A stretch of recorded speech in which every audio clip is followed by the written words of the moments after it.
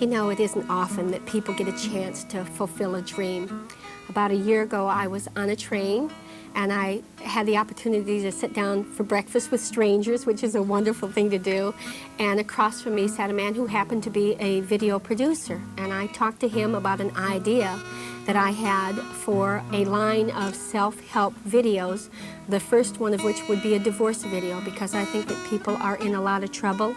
They need information. They're trying to make decisions at the worst possible time of their life, and they really need help. And so I had this idea for a video, and I spoke with him, and after having spoken for 2 days with him, really, I got the courage to, on my very next train trip, head east and find this producer and sit down and say, okay, this is what I'd like to do. I am not a professional speaker. I am afraid, I'm scared to death, but the fact is that most of you out there who are listening to this video, if you are in a divorce situation, you're probably afraid too. So if I make some mistakes, you know, we'll just go on with it. The important thing is that you understand and get the information that you're going to need. It is going to help you, it's going to help your finances, it's going to help your children. Just listen to it and realize that right now you're at a bad place, but things are going to get better. So just hold on, and we're going to give you some information.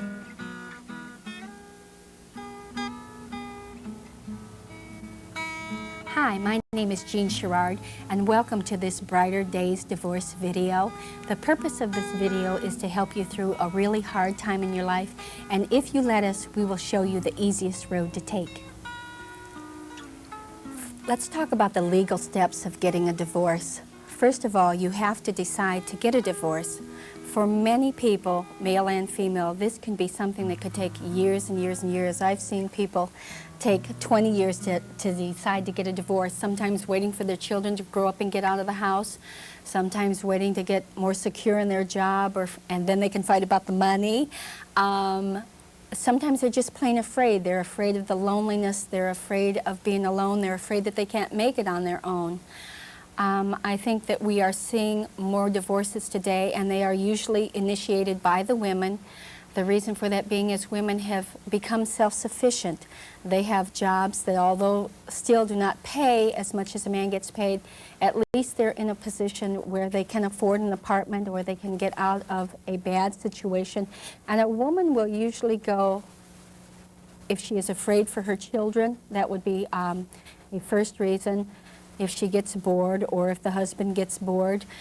A lot of people think that adultery is the #1 cause of divorce. Adultery is a sign that your marriage is in trouble, that your spouse is going somewhere else to look for attention. It is not always the reason for a divorce. So you have to understand that, and if you love your spouse and your spouse loves you, if you can figure out a way to get past that, it's important that you understand some of these signs that a marriage is in trouble before you make the decision about getting a divorce. You're going to want to choose a lawyer. Make sure that you get one that is fair. A divorce will cost $250 unless you and your spouse fight, and then it's going to cost you a lot more. For myself and my husband, and we liked each other at the time that we started our divorce, 18 months later, after we had fought back and forth, and I had paid my lawyer $1,100 and my husband had paid his lawyer about $1,500, we didn't like each other anymore, and it took us 18 months to get there. We should have filed a no-fault divorce. We were in agreements with the kids. We were in agreements with the money. We were in agreements with the house, and how in the world we could have got from a situation where everything was okay to that everything was not okay. Sometimes you don't understand how that happens, but it does happen, so you do have to be aware of it, and you do have to be careful. They do not make their money if you guys don't fight, so the most important thing is to stop fighting. It's also not good for the children for you to fight. It is very important. If you teach them how to fight, they're going to fight you, so it's important that you don't teach them that to begin with. This statement must be filed with the court 7 days prior to a pretrial conference. This is a divorce paper. It is approximately 4 pages long. This is for the state of Ohio, where I'm from, Cuyahoga County. And in this, you will need to give information, your name, your birth date, your social security number, your occupation, children, when they were born, when you separated, how many of the children are living with you. It is a statement of your income, expenses, liabilities, and assets, and you must be very truthful on this. If you try to hide something, it just goes badly from you. Your spouse will be angered. They know what you have better than you know what you have, so it's important that you don't try to lie to anyone. They will talk about your monthly income, how much money that you have coming in. I am not certain now what percentage the courts are taking for child support, or if it is a per child basis, but I do know that someone with an income of approximately $112,000 a year pays about $35,000 a year in child support for 2 children. When I got my child support, I got $20 a week for 3 children, so things have changed considerably. We'll talk about the household expenses, how many expenses you have, including maintenance, food, laundry, clothing, medical, dental, all of your insurances for the children, for entertainment, and you've listed out all your expenses that you have. There will also be property that you own, that she owns, and that you own jointly. All of those properties need to be listed here. On the back, it's going to talk about your retirements. A lot of things that people don't realize, and we had one man who just told me that he had separated from his wife and that he was planning on living on his retirement money. And I said, have you checked? Because you're going to find out you're not going to be able to get your retirement money released without your wife's signature, and you've now left her. I don't think she's going to be too friendly about this. And sure enough, he cannot touch his own retirement money. So it's important that you know in advance what it is that you're going to do. Also, if you have joint bank accounts, spouses are wonderful for wiping them out. If you know in advance that you are going to go, do not take more than 50%, and don't take that if you know that the money that's in the bank needs to pay bills that you jointly have, because it'll just cause you trouble later on. One of the biggest problems may be a bankruptcy. You may have to file bankruptcy to get out from underneath some of the obligations that you and your wife have, or that you and your husband have.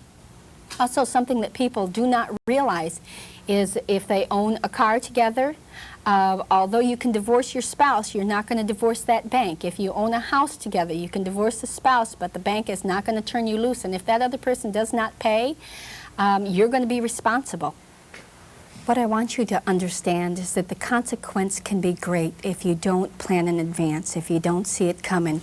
This is all it takes, this and $35 to get married. And in our state, it's only 18 years old. But this is what it takes to get a divorce.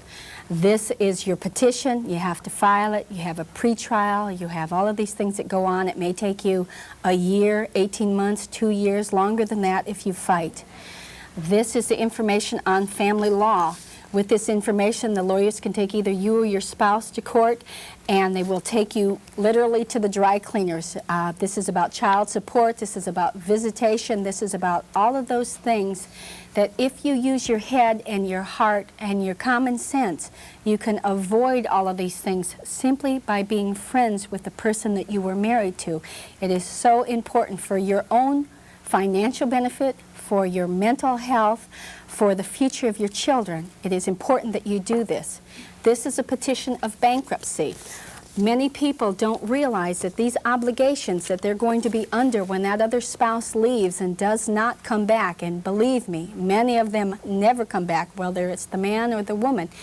And you have the children to take care of, you have the house to take care of, you may have his car payment that we just talked about to take care of, you've got your car payment to take care of. And while I'm on the subject of cars, one of the reasons why I chose to do this video was because when my own husband left, I was responsible for 3 children, 2 of them preschool age, 1 of them 6 months old. I had a beautiful little Mercury Bobcat that the bank was very good in that they put it into my name. My husband left, and I knew that the oil had to be changed. I knew that I had to keep oil in the car. I didn't know to change the oil. No one told me. So I blew up the engine in the car, and I was getting $20 a week from my husband for support. So it is important that if you know that your husband is going to leave, or the man that has handled some of these things for you, if you have a father or brother, someone who can show you about car maintenance, about house maintenance, even where the cutoff valves are at in your house, so that if You get a phone call and there's water running all over your brand new carpet from the hot water tank. You know where to go shut it off. These are simple things. You have to know where the power switch is so you can shut off your house if you have a fire. They seem like simple little things, but they are so important if you don't know the answer. So it's important that if your husband is going to go and you know he's going to go and you're on a friendly basis, have him show you these things. Pay attention. And from the other way around, if you are leaving your husband and he has the children, there are things that you understand as a mother that you need to help him with, because if you're going to be gone, he is now going to be both the mother and the father. And marriage and children was a job meant for two. It was not meant for just one person. So if you're going to leave somebody with that obligation and that responsibility, help them before you go. There's lots that you can do. Now I want to talk to you about the kids' sake. It's important that you understand that children are children. So many times there is a divorce situation and the mother will say to the child, to the male child, well, now you're the man of the house. Or if it is a husband, they will say to the little girl, well, these are your responsibilities now. You have to help me with these younger children. We take away their childhood when we do that. We make them responsible for things that they are not responsible for.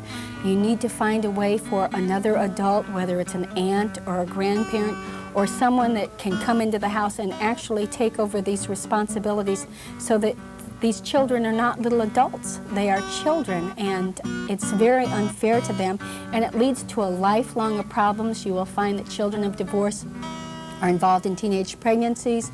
They are involved in joblessness a lot more. They quit school a lot more. When you start putting this kind of pressure and responsibility on a child, the long-lasting effects can go on for years. Also, these children don't do well in their own relationships because you have taught them all of this anger and vindictiveness and put too much responsibility on them in their early age, and you really have to stop that because that's not good for the child, it's not good for your family, and it's not good for you. For your kids' sake, never divorce them. You can divorce your spouse, you can change where you live, you can do all sorts of things that will change your life if you have been unhappy with it, but don't divorce your children. They are very important.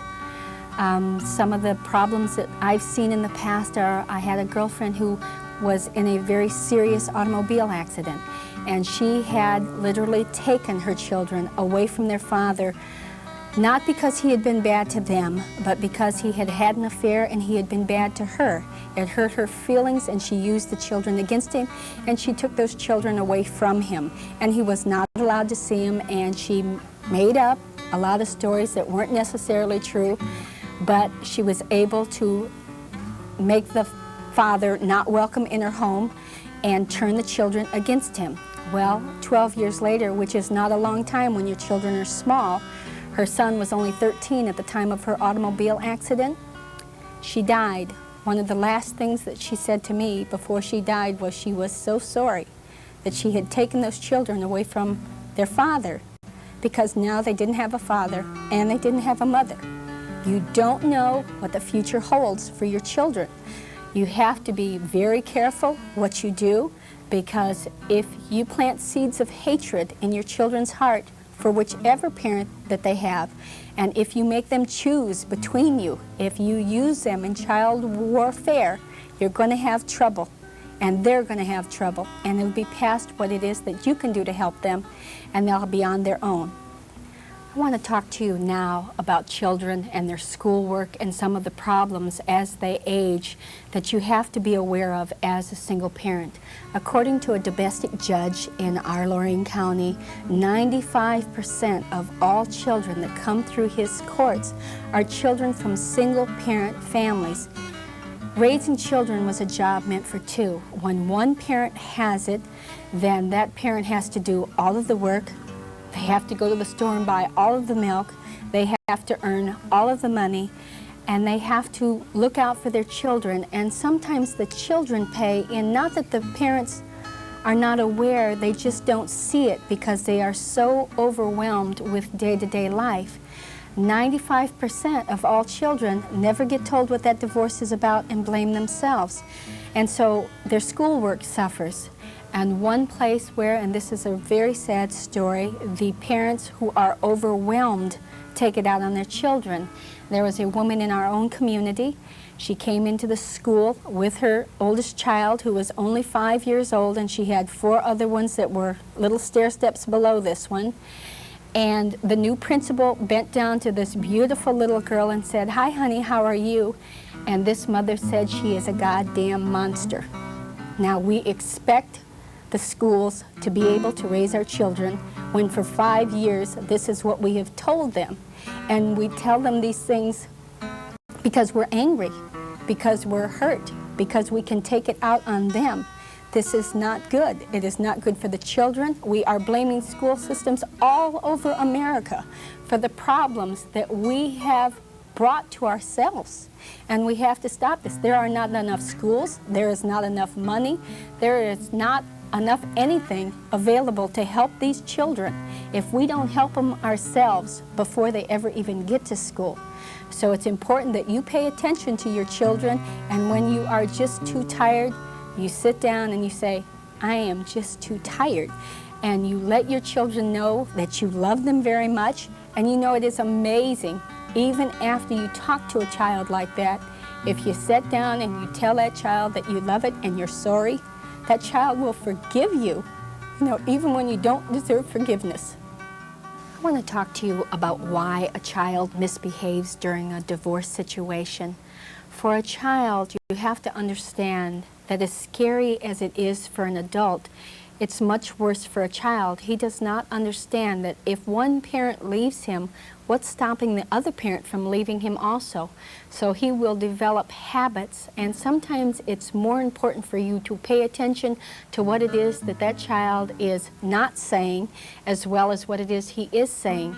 If he begins to wet the bed, if he has nightmares, if he treats you terrible and has tantrums, if he doesn't want you to leave him off at daycare, even though he always loved daycare, if he is despondent, is he depressed, you have to pay close attention. And it is a fact that male children do far worse than female children, because usually the man has left the home, the wife is there, the female children do fine with the mother, but the male child has lost his parent. He's lost his identity. He is now in a house full of women.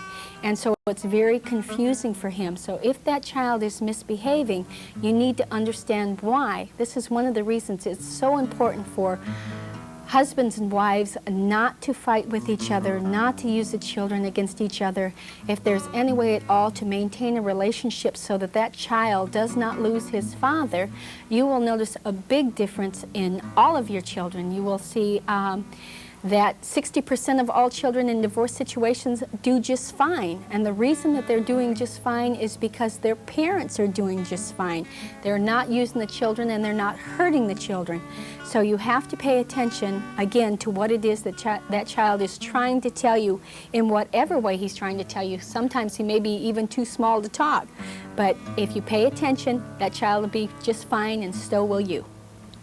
Some things to remember that will help you with your children is, first of all, never blame them and never let them accept the blame for your divorce. Fathers and mothers both, do not leave your children. It is important that you have contact with them. If you're not happy in the relationship that you're in and you need to get out, that's fine, but just keep in contact with your children. If at first it is too painful for you to go to the house, or if your new love of your life doesn't want you in the house where your husband or wife is at, you can be understanding of that, but don't let that new person in your life take your children away from you, because that will happen and you'll pay the price for it in the future. You must keep in contact. You must make sure that they understand, that the children understand that although you have left the marriage, that you're not going to leave them, because they're young and they don't understand, and it's up to you to make them understand. Also, the most important thing you can do is you need to teach them respect in schools, that the situation that they're in, they have to learn some respect, and it's up to you to teach that to them. And if you don't, then you're going to have problems further down the road. I want to talk to you about new relationships in your life, and since marriage is the #1 cause of divorce, I think that we need to be very careful who it is that we marry. In order to be careful about who it is that we marry, we need to pay attention that we have some likenesses within those people that are similar to our own, what's important to us, our own values, and I'm going to go over a list of things that you need to pay attention to before you fall in love for the next time, because once you're in love, it's like love and lust and you can't think anymore, so it's important that you think before you fall in love. Some important things are, do both of you want children? You would be amazed how many people over the past years that I have talked to have said they never discussed an issue as important as whether or not they want to have children with the person that they are going to marry. Most of the time, and this is surprising, I have found that the men really want children and the women are at a point where they want a career. So make sure that you talk to whoever it is that you're in love with before you make an important decision in a new relationship. You have to have common interests and common friends. And if your person doesn't have any friends at all, a red light ought to go off in your mind that something isn't right here. You need to pay attention to it, because some people are so possessive and so jealous and so nasty that they're not going to allow you to have any friends. And if they don't allow you to have any friends, they're probably also not going to allow you to have contact with your own children from your first marriage. So pay attention to that and be aware of it. You need to know whether or not that man or woman you want to be with is a homebody or a bar hopper, because there is a big difference between the two. A lot of fellas will, especially when they are in a divorce situation, and I shouldn't say just fellas because women will do it at home, but they drink a lot. You need to be aware of that. If they have a serious drug problem, either one of them, if they're into drugs, if they're drinking, whatever their situation is, and a lot of it is prescription drugs, and I am so angry at doctors who will give away the Prozac and give away everything else, not even asking their patients, are they sitting home alone at night drinking and taking these drugs on top of it? Because believe me, it will take you years to get it out of that person's system, and if you're in love with them, it's going to drive you crazy for a long time if you try to save them. So be aware of that.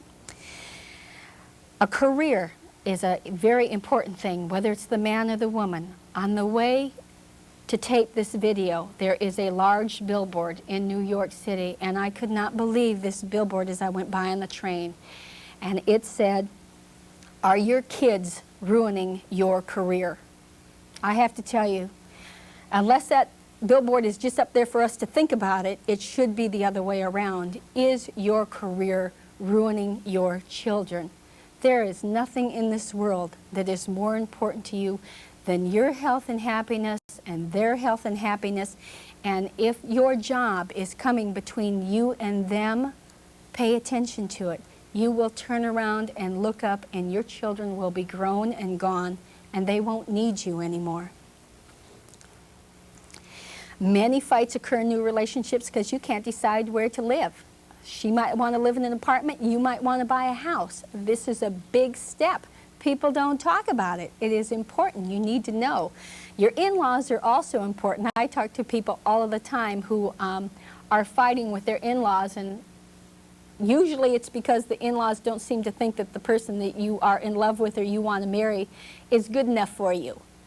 Well, you need to stop them right then. If you love that person and that person is a decent human being and will be good to you and to your children, that's what's important. It's not important what mom or dad think. You have to listen to their advice because they've been around for a long time. But nobody knows your parents better than you do because you've been training them for your entire life. So if they're just plain mean and not happy with anybody you're happy with, remember that. It's important. Don't forget stepchildren. If you're going into a relationship, you need to have, if not their love, you need to have their respect. If the mother or father, the natural mother or father of that child doesn't teach them respect, you're going to have a whole lot of trouble, and it's going to be really miserable for you and for them and for the children, because those children are smart. They will use everything that they have to get rid of you. That's their job. You are infringing on their life, and if they don't like you and they see that their mother or father isn't making them respect you, they will do everything they can to hurt you, so be aware of that. You need to understand before you go into a new relationship, whatever happened to the old relationship, or otherwise you'll be carrying all this heavy luggage right down the road with you. You won't be able to put your arms around someone if you're still holding on to whoever it is that's way back there, and it might be 3 years, 5 years, 10 years, 20 years. You need to get past this point, put that luggage down, and put your arms around who it is that you care about and build that new life, or you'll never be happy. Some of the major causes of relationships going bad are adultery, which again, that's a sign that there's a problem. It's not necessarily what the problem is.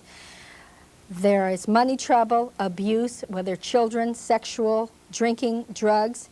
There's a loss of love. You simply outgrow each other. I mean, you can't be angry with someone who, for no other reason than you just don't love them anymore. You need to be able to get out of that relationship. And indifference, because if you put yourself first and you're in a relationship and the other person doesn't care about you at all, you need to get out of that relationship. It's not healthy for you. And I think one of the most important ones, the most important for me, was lack of laughter. You could have a very good home life, you could have healthy, happy children, but for whatever reason, you just weren't happy, and your spouse wasn't happy. You need to be with someone for your sake and for your children's sake that makes you laugh, because life sometimes is very difficult and you need somebody that you can laugh with. So the most important thing I can say to you is be kind to yourself and everyone else. Margie Morris is here to talk to us about the issues of divorce. With a divorce occurring in the United States every minute, we need as much help as we can get. So Margie, can you help us? Well, I'm going to try. My hunch is that anyone who's watching this tape is either feeling a combination of rejection, hurt, loss, and a lot of fear. Fear is really the foundation of everything that gets in the way. And the natural thing that any one of us do when we're feeling fearful is we try to blame someone else or something else. Now, that's exactly the problem. We want to try to eliminate any kind of blaming and any kind of anger. The important thing for all of us to do is to really look at ourselves and find out who we were when the marriage began, why it worked when it was working, and why it stopped working. It's only by looking at those things that we can then move on with our lives and make things better. There's no reason for anybody to blame ourselves or anybody else. There's no victims, only survivors. We've all done what we've been brought up to do, and now it's time to really look at it and see what really happened. One thing that's very important for everyone to know before we look at why this marriage fell apart is one problem that people think is the reason why, which is an affair. Whenever someone has an affair, it's really because that person just is unhappy and really doesn't have any other way to cope with the difficulties. So if your spouse has been cheating on you, your spouse has also been cheating him or herself because they really weren't able to talk about things. An affair is really a very easy way for people to get angry and to blame each other. But in actuality, until we each look at ourselves and look at the real problems, the real issues, no one is ever going to be able to get on with their life. Okay, let's look now at some of the reasons why the marriage stopped working. First of all, how do any of us really know how to be in a marriage? The only way we learn is from looking at our parents' marriage. If our parents' marriage worked for them, that doesn't necessarily mean it's going to work for us. If our parents' marriage didn't work for them, well then we certainly really don't know how to be in a marriage. But unfortunately, people just do things in automatic instead of thinking about it. One important point that I really want to get across is now it's time to think without blaming yourself, without blaming your ex-spouse. Let's just look at the past. So part of the past is childhood. What happened to any of us in childhood has a great deal to do with how we are in a marriage. For those of you who were really very lucky and treated very well and very well taken care of in your childhood, the tendency might be to expect that your spouse is going to do the same thing and take care of you in the same way. But that's not going to happen. Your spouse is your spouse, not your parent. So for those people, you might have to learn about how to give back instead of just expecting things to come your way automatically. Again, none of this is your fault. This is how you were brought up, but now it's time to think and look at it. For the other grouping of people who really weren't treated so well in childhood, the tendency of those people is to either feel like they deserved to not be treated well. Well, that's not true.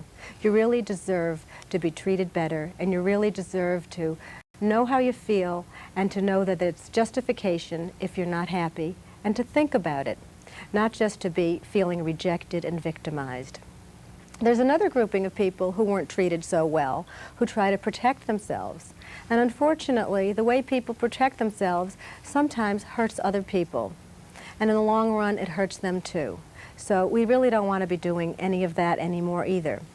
One of the very important stages of all this occurs in the beginning, and it also happens intermittently throughout a period of several years, depending on the length of the marriage.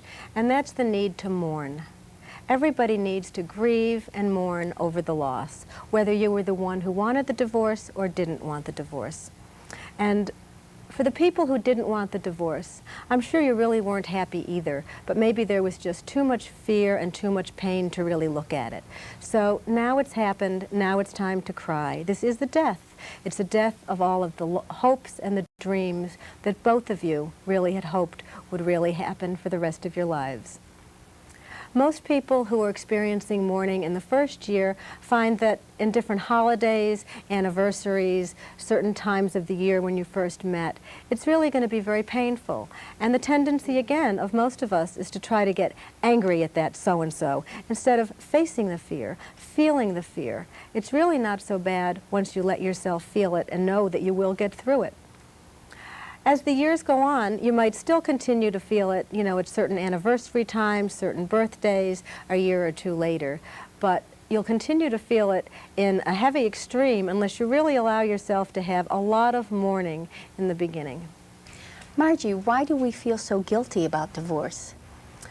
Well, we're really all brought up to think that we're supposed to follow certain rules and do things that might have worked in the past, instead of realizing that the old rules really don't work anymore, Jeannie.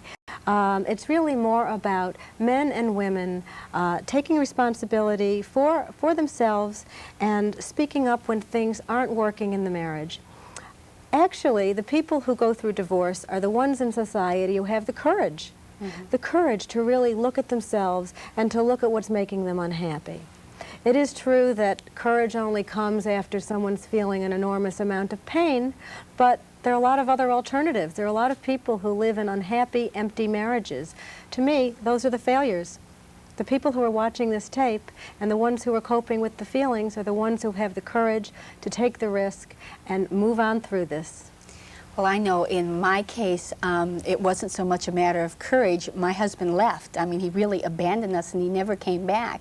And so it's very hard, and a lot of women are in that situation. The man is just gone, and then you think, all right, what am I going to do? I think that's where the courage comes in, because then you have to continue with your life, and it doesn't stop, and you're just alone. So I think that, and I felt guilty. I felt like, well, I had failed him. I didn't feel like I had done a good thing in that I was raising my children by myself. And I mean, I had to feel all of that guilt. At the same time I was feeling all of that mourning and all of that loneliness and all that emptiness, I was also dealing with all those other emotions that the divorce will bring to us. And, I don't know how to, or how to tell the people to take the road that will get them out of this. There are short-term plannings and long-term plannings. Can you help us with that so we know where we're going from here? Well, part of the short-term planning is to really know that you didn't really do anything wrong. You were doing the best you could, and so did he. Everyone does the best they can. No one begins a marriage trying to be hurtful to someone else. There's just really no way of predicting how people can change. So in the situation you're talking about, where you were just left, so there isn't the reason for guilt or having the courage to make the decision, you're now left with the obstacle of dealing with all of the problems and knowing that you need to get as much support as you can, information from people. That's the short-range planning. You certainly need legal advice. You need support from friends. You need to be able to talk to people when you are feeling angry instead of acting out on your kids or on family members or anyone or on yourself. A lot of people who are really unhappy and don't know how to cope act out on themselves, and they get depressed and may get into substance abuse, looking as a way to cope instead of facing the feelings. I've heard that some of the ways that the people are coping are alcohol, drug use, obesity is a big cause. A lot of people are physically ill. They just don't do well and they can't seem to get up.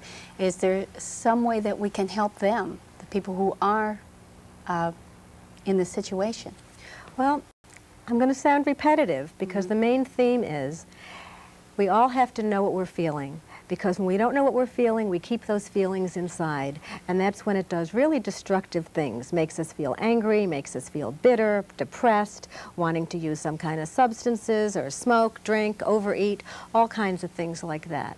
And all those things are avoidances of the feelings of, of the pain that everyone feels. Is there something that we can do to replace? We have this big loss in our life. Is there something that we can do in this middle period, from when they're actually gone to when we're sort of strong enough to make it?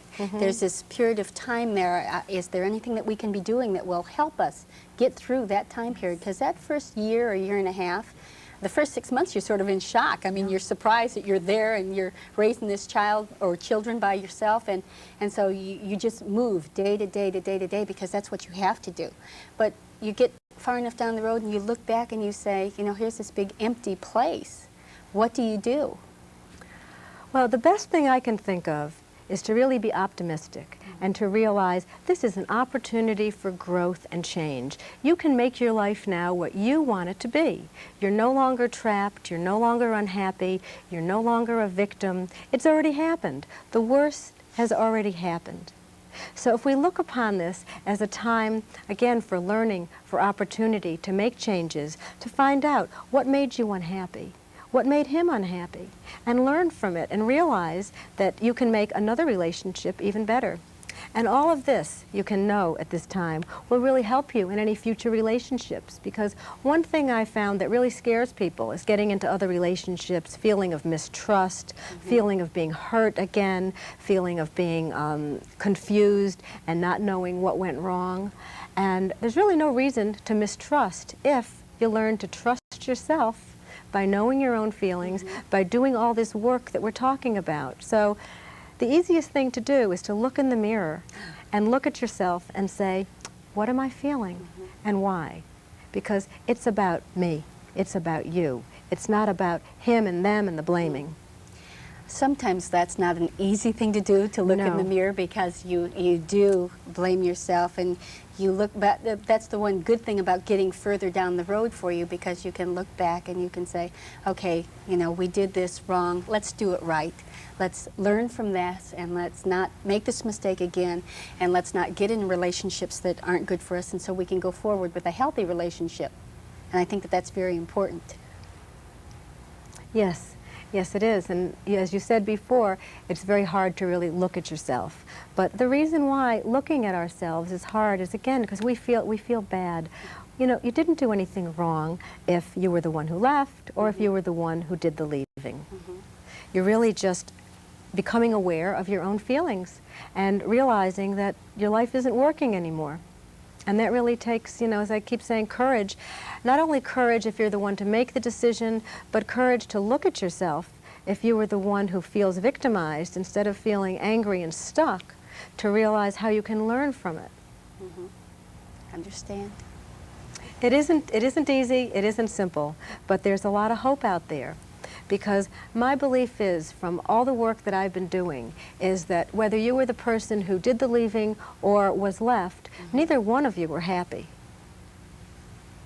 And so this can really mean a big change for your life, and learning how you can be happy.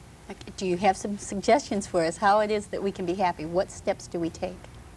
Even though it seems like right now you feel like you'll just never be happy again, the important thing to know is you're already on the right track, because you're watching this video and you're trying to learn something about what happened.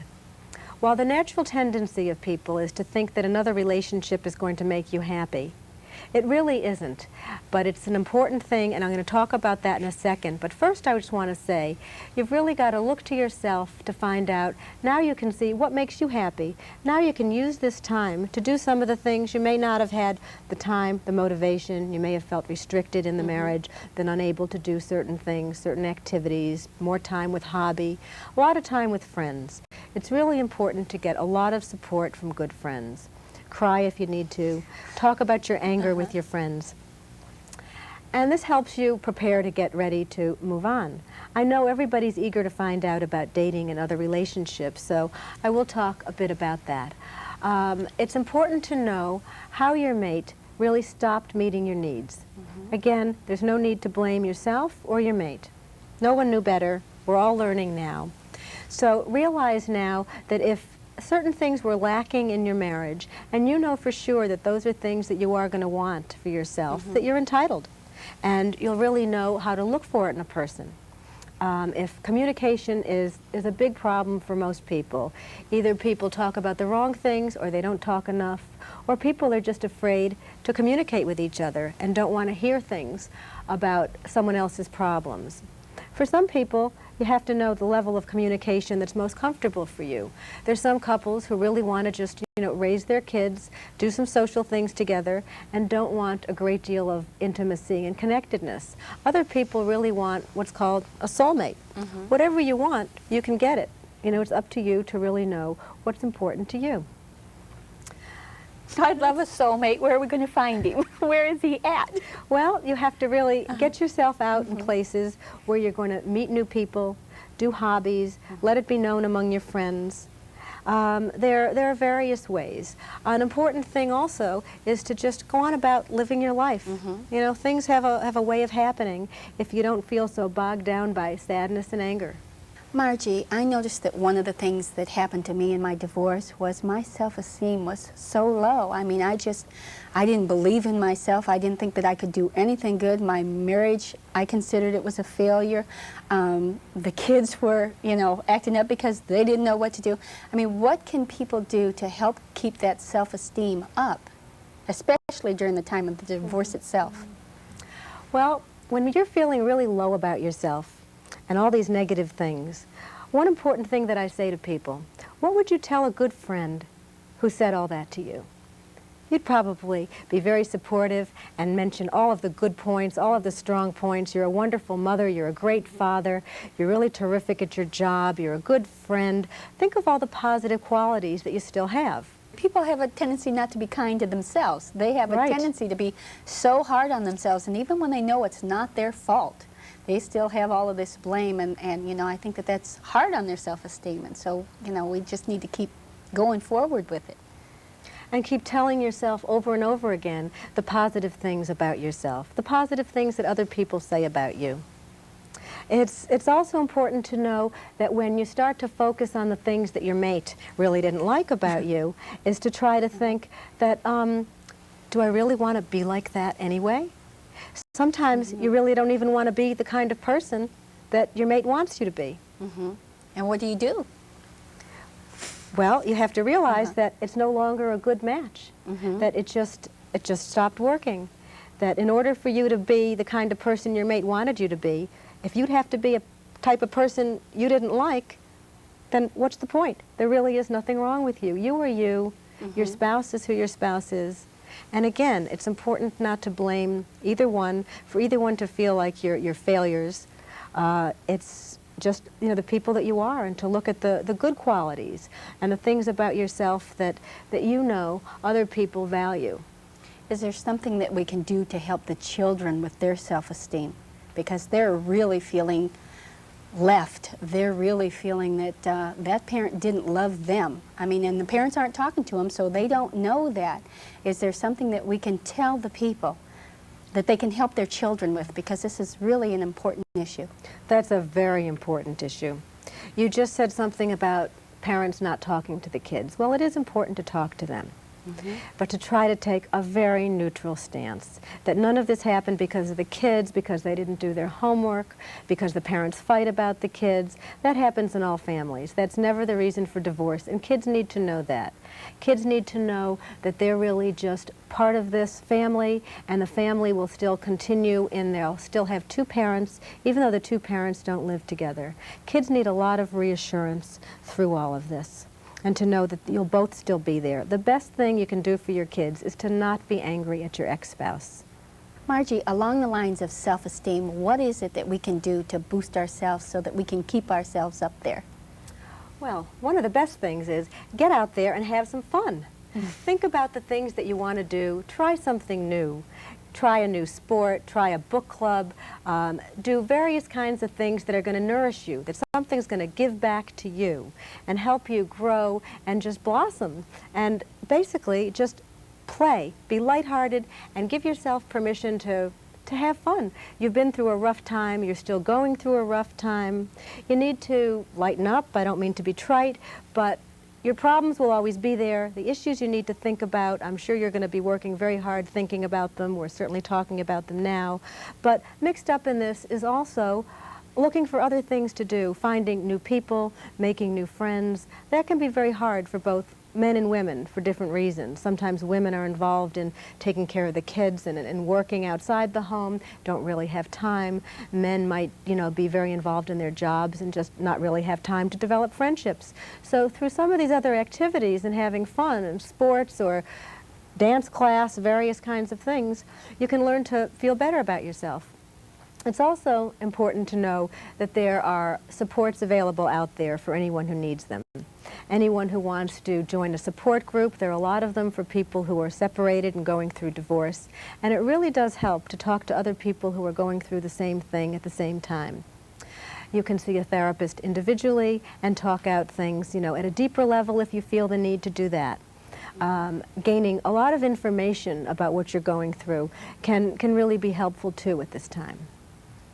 I know one of the bad things about when people are low in their self-esteem, and I've noticed this more in men, is the tendency to drink or to abuse drugs or to spend alone time because they don't seem to have as many friends and they can't talk freely and they're not intimate like women, even if they don't know each other, can sit down on the couch beside each other and just talk.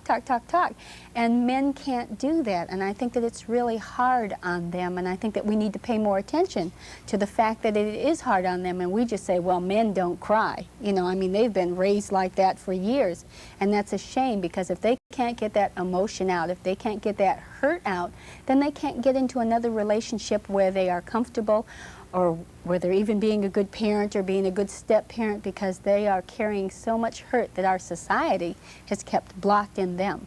So I've noticed a lot of self-esteem problems with men during divorce, so we need to work on that. And guys, if you're out there, you need to work on that because it's important to you, it's important to your family, it's important to everyone. Well, Gina, you've just, as I said, mentioned something that was well said and speaks to a certain part of the population of some men. Because from what I've seen in my work, there are also a lot of women who really just don't know how to communicate honestly and openly with each other. It might look as though women are able to get together and chat and talk about things, but they might not really be able to expose their deeper pain because it's very painful for men and women. And I think that's actually something that people have to learn how to do. First of all, as I've been saying all along, is to face it yourself, to look at what's hurting and why, instead of hiding it. Because the tendency of people is to hide the things that are painful instead of exposing it and realizing that by exposing it, it gets it out in the open, gets it out in the air. It no longer festers anymore. We're talking before about getting out there and meeting people. And if you're meeting people who are divorced and separated, you can start talking to them, about your situation in terms of who you are, what went wrong, what you've learned. But an important thing that I'd really like to warn everyone about is make sure when you meet new people, don't start bashing your ex-spouse. That really isn't productive. It just keeps the anger alive inside of you? Well, last night I was sitting in the hotel where I was at, and I talked to everyone about this divorce video to get their ideas and what it is that they've personally been through, and I am amazed how often the very first subject came up, that my wife did this to me and my husband did this to me, and they start attacking one another right away. And you know, it's really sad because these same people want to build a new relationship. I mean, that's why they may even be talking to me, or I may even be talking to them, but it immediately turns you off, because if they're attacking someone that they haven't even been married to for the last 5 or 8 years, you know, they've got to get past that, and you can't build a new relationship if you're still attacking or angry at the person who, in this particular case, simply didn't love the man. She was ready to go on her way. He couldn't say anything other than that he always had to take out the trash. And he couldn't say anything else bad about her. And I thought, my goodness, you know, we know lots of people who we could say really bad stuff about, and it's important not to do that, because it looks bad for you and it looks bad for them. Well, it certainly does, and I think the way to stop doing that is to understand why people do it. People do it because they want to have a target. They want to have a reason for what went wrong. And people either feel like, I did something wrong or you did something wrong. And as I've been saying, that really isn't the truth. And when people continue to fuel the fire with anger, it keeps them feeling angry. And that's the way you end up feeling bitter, resentful, lonely. And if you're in another relationship, it's certainly never going to work. When people continue to be angry, it really indicates a real roadblock, that there's no awareness, you know, of who they are. It's really important for people to know that that anger continues to destroy them inside. Margie, some of the innocent victims, some of the people that we have not talked about, we've talked about the husband and the wife and the children, but we haven't talked about the whole family circle. And I have seen so many times, even in my own family, where a daughter-in-law who has gotten a divorce from a family member has refused to let those children be seen by the grandparents. The grandparents are innocent of anything. It's just one more way that she can hurt the family because she's hurting. Is there any way that we can help grandparents or other aunts, uncles, whoever it may be, who was close to child or children in this family that they are now not seeing? Is there any way we can keep the family from breaking up? Well, the grandparents or aunts and uncles can certainly approach the parents of the child, whichever one is keeping them from seeing them, and to just say they'd still like to be a part of their life. An important thing is for those family members to remain neutral, because it's just as easy for family members to get on that anger bandwagon as it is for the ex-spouses. And that often happens, and then they get pushed away. The other important thing to know, if someone's withholding the grandchildren from the grandparents and trying to get revenge. Revenge is only hurting your own children, and that's certainly not the point. And also, you're depriving yourself of getting some support. Grandparents can be a wonderful source of support, you know, caretaking and babysitting. They love the children as much as you do. And it's important to, you know, let your children have that love and not to continue to fuel the anger. People need to realize that grandparents are far older, and even keeping a grandchild away from them for 2 or 3 years, the grandparent may pass away. That opportunity, I didn't get to know any of my grandparents, and I think that that's such a shame, because those were my grandparents and someone was able to take that away from me. I think people need to be aware of that that's a part of your life, and it's not a right that you should take away from children. It certainly adds to the loss that children feel. And we want to help children to know that, you know, they can still continue to rebuild their lives despite the loss of their parents living together. They really don't need to go through any more loss. They can still visit family, gain a lot of support, and know that, you know, they are still loved by everyone, because kids know when they're being used as pawns. Margie, talking about children that are acting up, is there something that we can do to help them and help ourselves? Well, when kids really are affected by divorce, and they always will be affected by it, the best thing to do is to try to keep their pain, their loss, at a minimum. They're going to certainly have the significant loss of one of the parents not living in the home with them. One thing we really want to avoid is having the child feel as though they're causing extra problems, you know, for the parents. So kids are usually, it's typical to have fights over kids of custody and money. And kids end up feeling guilty. It's really important to try to neutralize that, to let kids know that the mother and father just don't love each other anymore. It has nothing to do with the kids, because kids also are learning from this relationship, from their parents, about marriages. So if they see that when a marriage ends, that the ugliness continues and it gets worse and worse, they're going to feel like divorce caused the problem. In actuality, it's really been proven that kids who coming from families of divorce do quite well once the divorce has taken place, if both of the parents resolve their issues, stop being angry, and move on with their lives. The better parents do, the better the kids will do. That's important. That's very important. One other thing I wanted to talk about, and that was stability. If one parent remains neutral and doesn't fight, because you're not always in control of what your spouse is going to do. You think you are, but you're not. You are only in control of what it is that you're going to do. So if you can remain neutral and not fight, will the children do better? They certainly will. And they certainly will begin to see that if the other parent is the one expressing the anger all the time, they'll know that that's the parent who's really unhappy all the time. So they're not going to necessarily believe all the information that that parent is saying. It's certainly better to have one parent who's neutral than neither. It's ideal to have both, but we can't always control that. What if one parent, in order to keep this flow of anger going, continually feeds misinformation to that child or causes disruptiveness, you know, within the home life? The child visits the mother or father and then goes back to the home. And what can you do about that? Well, one thing that I often tell parents when they come to see me with those kinds of stories that are infuriating, most of the things are either untrue, distorted, and they're hurtful to the child. So, although the natural tendency is to want to choke the ex-spouse, that certainly doesn't prove anything. Keeps you angry, your child then sees you angry.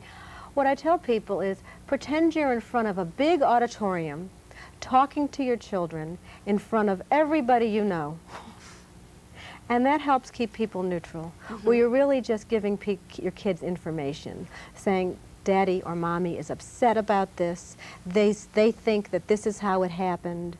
We're really not sure how it happened. We both are sad that the marriage ends, but we still want you to be happy, and we want to each learn how to be happy ourselves. Margie, a lot of people that are out there, we're not certain where they're at right now in their life, whether or not they have made the decision to get a divorce, whether or not they are divorced, whether or not they're 2 years down the road from their divorce trying to deal with all of the anger. So some of the things that we need to understand, and it's very important, this decision to get a divorce is up to each individual person. And since we don't know where they're at, if there is any way that they can save their marriage, we want them to think about that. This is really important. Is there anything that you can say that will help if they've decided to save their marriage?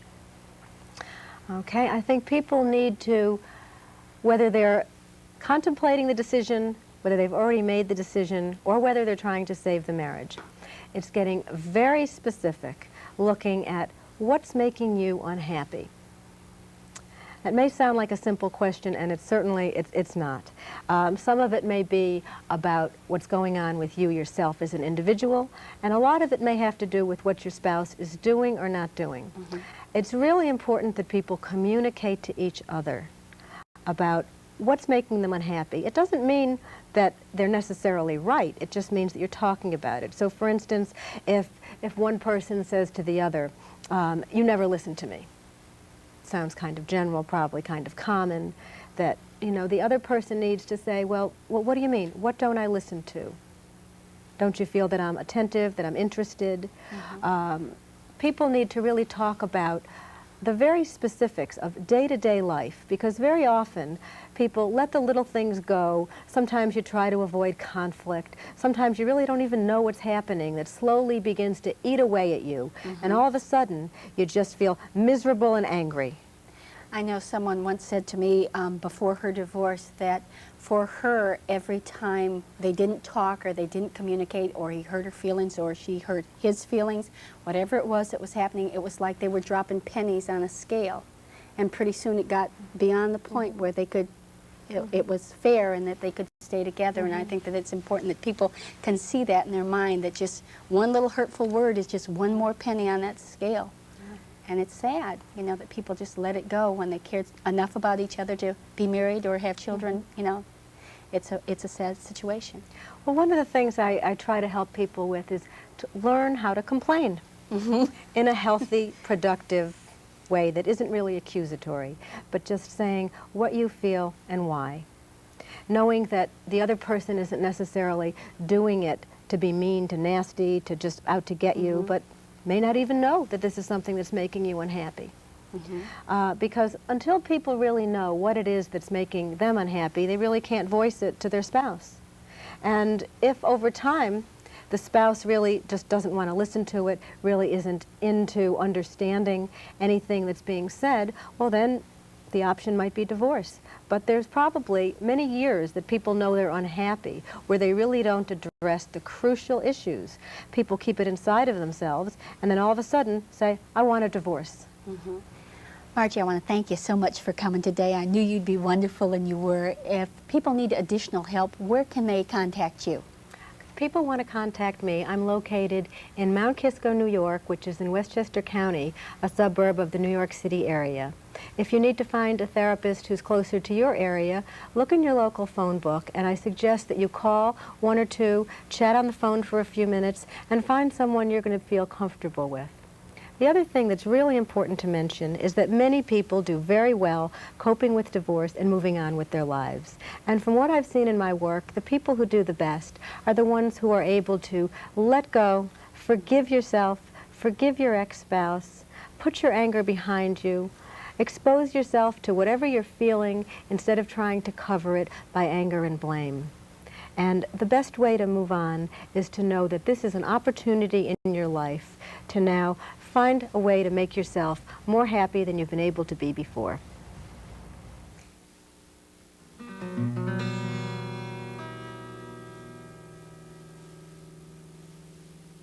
Before I leave today, I want to go over some of the things that I think are most important for you all to remember out there. First of all, divorce does not have to be ugly. That's past, that's over. If you're there, you know, get rid of it, get on with your life. That's really important. Also, a couple of times we've been pretty hard on lawyers throughout this video. I think that lawyers, if you're listening to this, you need to understand that in a divorce situation, you need to get it over with as quickly as possible for the safety, for the health and happiness of those clients who come to you. And I know that sometimes you're not in control of that because people have a habit of dragging it out, and so sometimes you're at their mercy and sometimes we're at your mercy. But it's important that you understand that divorce, and not every lawyer has been divorced, so he doesn't understand what the people that are coming to him are going through, or coming to her are going through. So we just want to say that we know that you're doing your job. Just help us get through this as quickly as possible, because it is some of the worst times of our life, and you need to understand that. Some of the other really important things for everyone to remember is, first of all, don't fight. That's a hard thing to say, and I know it is, but it costs you money, and it's heartache, and it's trouble, and so don't fight. If you were good enough friends with that person to marry that person in the first place, figure out a way that you can at least be neutral so that you are not fighting. You're hurting yourself, you're hurting your children. Don't blame the kids, and don't let them blame themselves. So many children, because we're not talking to them, so many children think that it's their fault because they were bad, because they didn't do their homework, because they wet the bed, that parent that they love and depend on has left them. It is important that you tell them, even if you're not still in the house, that you love them very much and you continue to be a part of their life. It's the most important thing that you can do. Don't use the children. A lot of times this is the only revenge left for parents, and they use the children back and forth between themselves, and they bat them back and forth like a ping pong ball. You've got to stop doing that. It is not good for your children's health, so don't use the children. Don't divorce your children. You are divorcing your spouse. You are not divorcing that child. That child will count on you for the rest of his or her life. And, you know, my mother owned a nursing home, and I can't tell you how many elderly people sat there and cried because their children didn't come and see them. Well, I can tell you right now that their children didn't come and see them because when they were little, they let their when they were little, they let their children down. So it's important, you know, you plan for your future, and the future is what you make of it. If you are mean to your children right now, you may never see your grandchildren.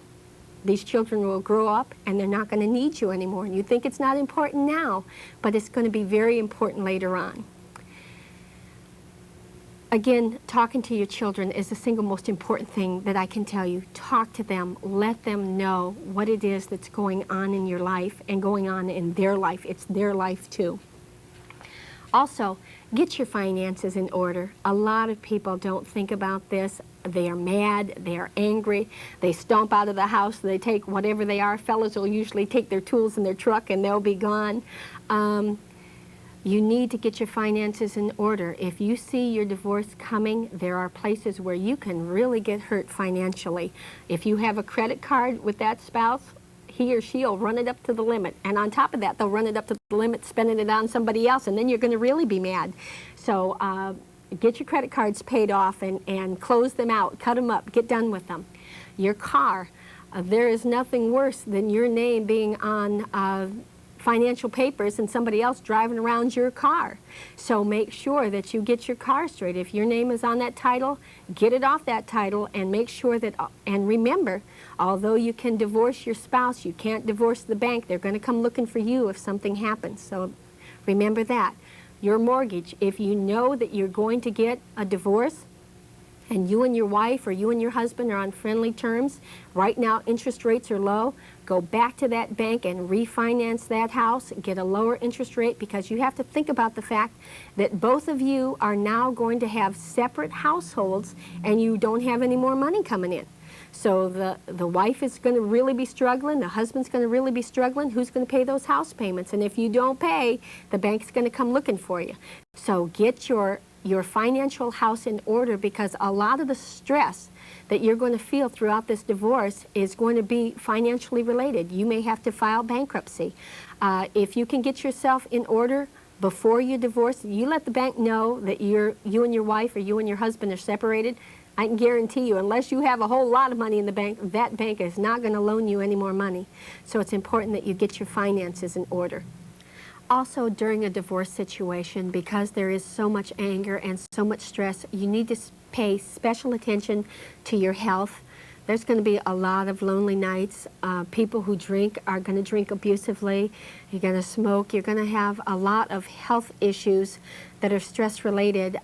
And at this time, you may be tempted to quit your job. I mean, some people just do the strangest things when they're getting a divorce, and really what you need more than anything is you need some stability. So get yourself in a safe position, even if it's a little tiny efficiency apartment. Rather than being homeless, get yourself somewhere where you can begin to think about your future life, because if you dwell on your past life and you drink heavily, your health is going to go down. These are bad times for you. So this is important that you remember these things and you concentrate on you. The last story that I want to tell you about today is probably the saddest one that I've ever heard in all of the time that I have talked with people about divorces and what happened. This is a true story.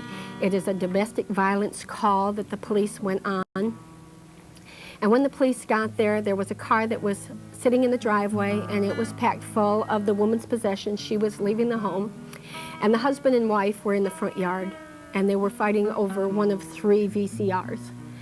And they were pretty brutal, and they were fighting, and the wife wanted one of the VCRs, and she said, "He has 2 more, I want this one." So the police talked to the husband, and finally they agreed that yes, that she could have the VCR, and so she put it in the car.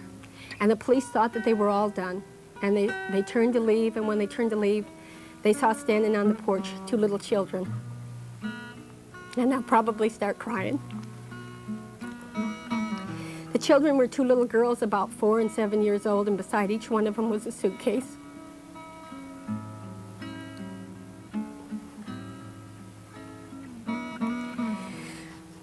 And so the husband in this situation said to the wife, "Which one of them do you want?" And she walked up and she took the oldest one by the hand, and she never said a word to the little one. And she walked away with her. I think that we need to realize how devastating divorce can be. We need to stop fighting. We need to take care of our children.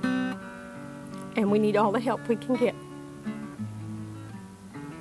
Because one of our greatest concerns today is the welfare of the children, I have spoken with several domestic judges and have found that 95% of the children that are going through his court systems for vandalism and problems that they're having are children of single parents. So I think that it's very important when we get this divorce that we also understand that we need sort of a safety net for our children. One of the best that I've seen so far, and I want to tell you about it, is the Boys and Girls Clubs of America. They are located throughout the country. If you don't have one in your area, I believe their headquarters are in Chicago, or you can check. All of the major cities are going to have one. Boys and Girls Clubs of America give the children a safe place to be every day after school.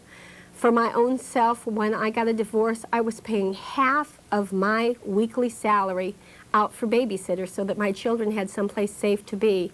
A Boys and Girls Club costs $10 a year. Parents, pay attention to this. Every day after school, they'll have somewhere safe to be. Throughout the summer, they'll have somewhere safe to be. On the weekends, they'll have somewhere safe.